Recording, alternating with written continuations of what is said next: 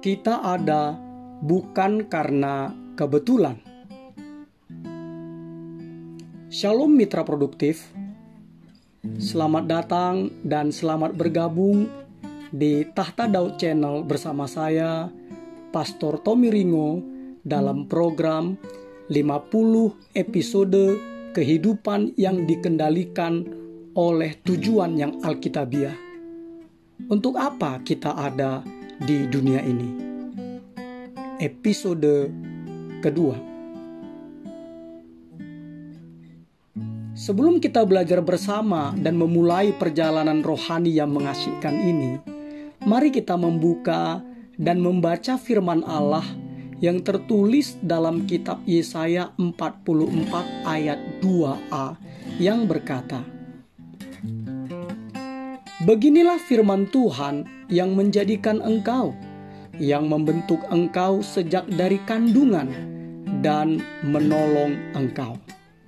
Sekali lagi, beginilah firman Tuhan yang menjadikan engkau, yang membentuk engkau sejak dari kandungan dan menolong engkau. Dari ayat ini kita disadarkan, mitra produktif, bahwa kita ada bukan karena kebetulan. Kita ada bukan karena kebetulan. Kelahiran kita bukanlah suatu kesalahan atau kesialan, atau karena kecelakaan, atau karena tidak diinginkan. Mungkin orang tua kita tidak merencanakan dan tak menginginkan kehadiran kita. Tetapi Allah merencanakan dan menginginkan kita. Alasannya, mitra produktif, adalah karena jauh sebelum kita ada dalam benak atau pikiran orang tua kita, kita sudah ada dalam pikiran Allah. Dia telah memikirkan kita sebelumnya. Kita ada bukan karena nasib, bukan karena kesempatan, bukan karena keberuntungan, bukan juga karena kebetulan. Kita ada dan hidup hari ini karena Allah menginginkan kita. Makanya Ia menciptakan kita. Allah menciptakan kita dengan merancang setiap bagian tubuh kita. Allah dengan terencana memilih ras kita, warna kulit kita, warna rambut kita, warna bola mata kita, dan bagian tubuh kita lainnya. Singkatnya, Allah merancang dan membuat tubuh kita seperti yang Dia inginkan. Allah juga menentukan talenta-talenta alami kita dan keunikan dari kepribadian kita. Alkitab terjemahan The Message dalam kitab Mazmur 139 ayat 15 berkata, "Engkau mengenalku lahir dan batin. Engkau mengenal setiap tulang dalam tubuhku. Engkau mengetahui persis bagaimana aku dijadikan. Sedikit demi sedikit, bagaimana aku dipahat dari kehampaan menjadi sesuatu." Mitra produktif, karena Allah menciptakan kita untuk suatu tujuan, Dia juga memutuskan kapan kita akan dilahirkan dan berapa lama kita akan hidup. Allah terlebih dahulu sudah merencanakan hari-hari hidup kita, seperti firman-Nya yang tertulis dalam kitab Mazmur 139 ayat 16 terjemahan LAI, Lembaga Alkitab Indonesia, yang berkata, "Matamu melihat selagi aku bakal anak, dan dalam kitab-Mu semuanya tertulis hari-hari yang akan dibentuk, sebelum ada satu pun daripadanya." Allah juga merencanakan di mana kita akan dilahirkan dan di mana kita akan hidup untuk tujuannya. Suku dan ras kita bukanlah suatu kebetulan. Dia merencanakan semuanya untuk tujuannya. Alkitab terjemahan Lembaga Alkitab Indonesia berkata, dari satu orang saja, Ia, maksudnya Tuhan, telah menjadikan semua bangsa dan umat manusia untuk mendiami seluruh muka bumi, dan Ia telah menentukan musim-musim bagi mereka dan batas-batas kediaman mereka. Kisah Para Rasul 17 ayat 26. Ini membuktikan, mitra produktif, bahwa tidak ada satu hal pun dalam hidup kita yang terjadi dengan semaunya. Semuanya untuk suatu tujuan. Dan menurut saya pribadi, yang paling mengagumkan adalah Allah menentukan bagaimana kita akan dilahirkan. Terlepas kondisi kesehatan kita atau siapa orang tua kita, Allah memiliki rencana ketika Ia menciptakan kita. Tidak peduli apakah orang tua kita baik, buruk, kaya, miskin, atau acuh tak acuh. Allah tahu bahwa kedua orang tua kita itu memiliki sifat-sifat genetik yang tepat. Orang tua kita memiliki DNA yang Allah inginkan untuk menciptakan kita. Terlepas kita dilahirkan di luar nikah, kita adalah anak-anak sah. Perbuatan orang tua kita lah yang haram, bukan kita. Boleh kita dilahirkan di luar nikah dan tidak direncanakan oleh orang tua kita. Tetapi bukan berarti kita tidak direncanakan oleh Allah. Ingatlah, mitra produktif, Allah tidak pernah melakukan apapun secara kebetulan.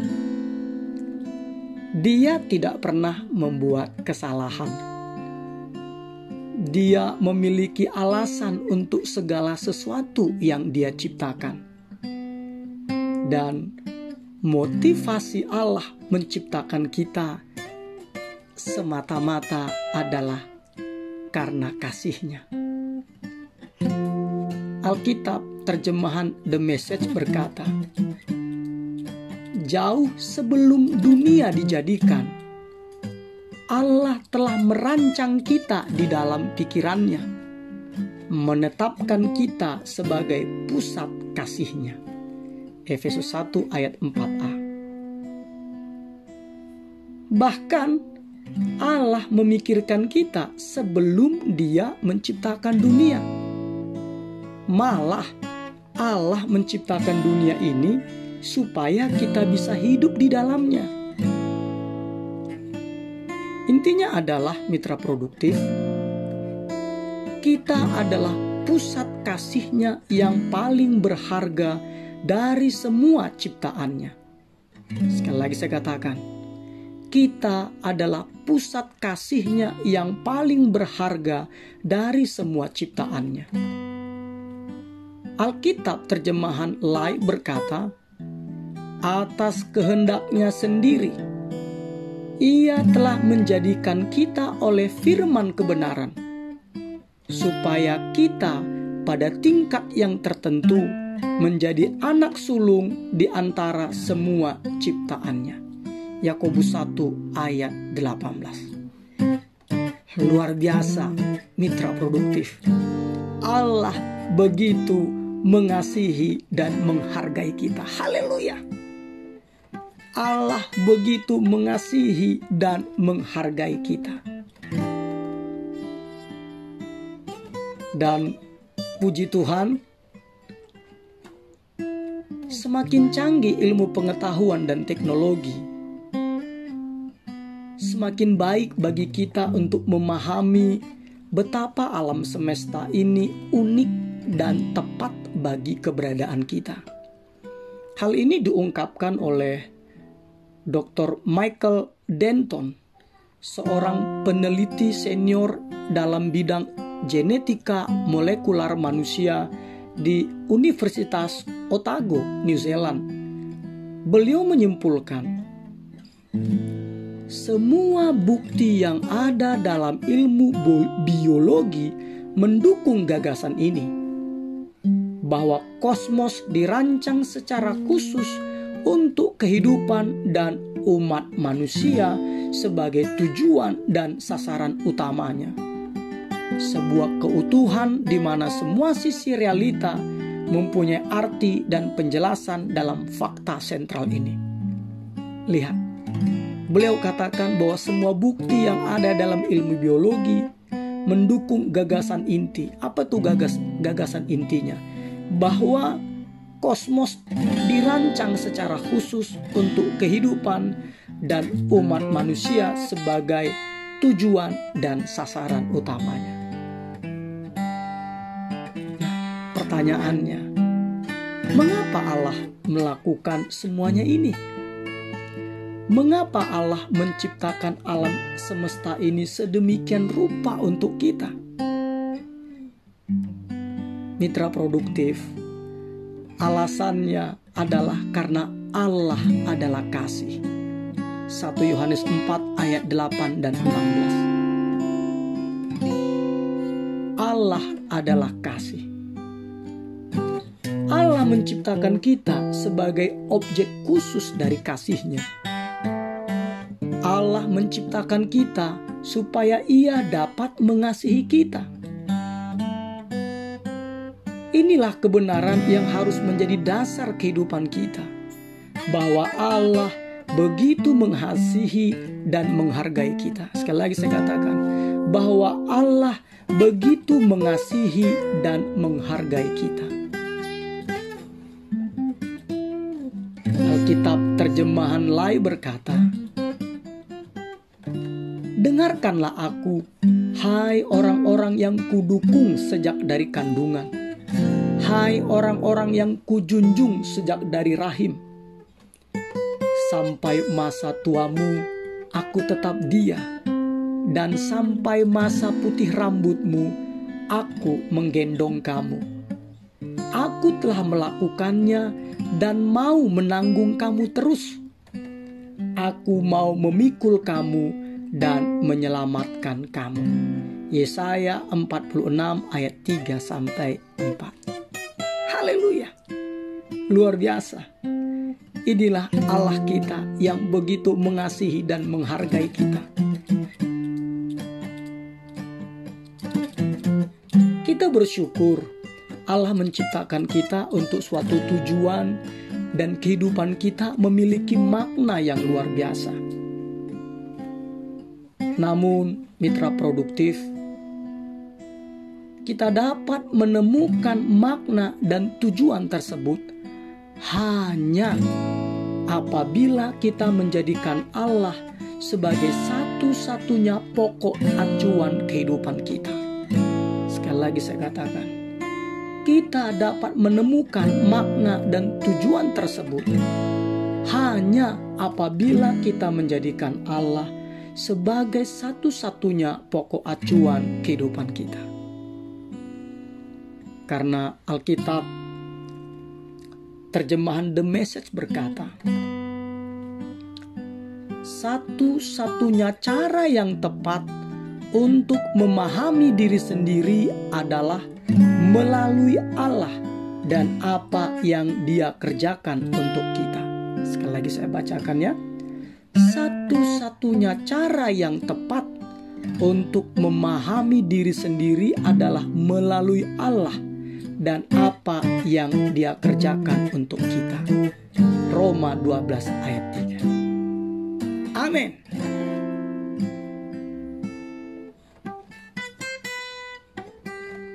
Episode kedua, berpikir dan merenungkan tujuan hidup kita.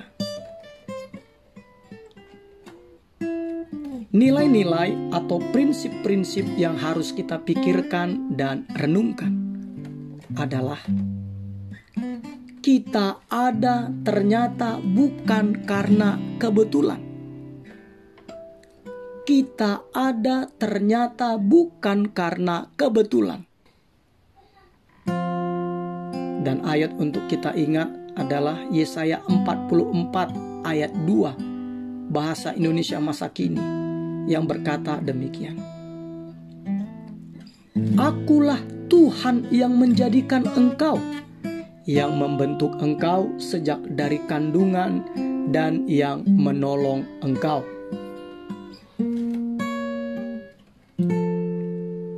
Pertanyaan untuk dipikirkan dan direnungkan. Mitra produktif, sekarang kita tahu bahwa Allah menciptakan kita secara unik dan khusus. Pertanyaannya adalah, hal-hal apa saja dari kepribadian, latar belakang, dan penampilan fisik kita yang saat ini kita sedang berjuang keras untuk bisa menerimanya? Saya ulangi lagi ya. Hal-hal apa saja dari kepribadian, latar belakang, dan penampilan fisik kita yang saat ini kita sedang berjuang keras untuk bisa menerimanya?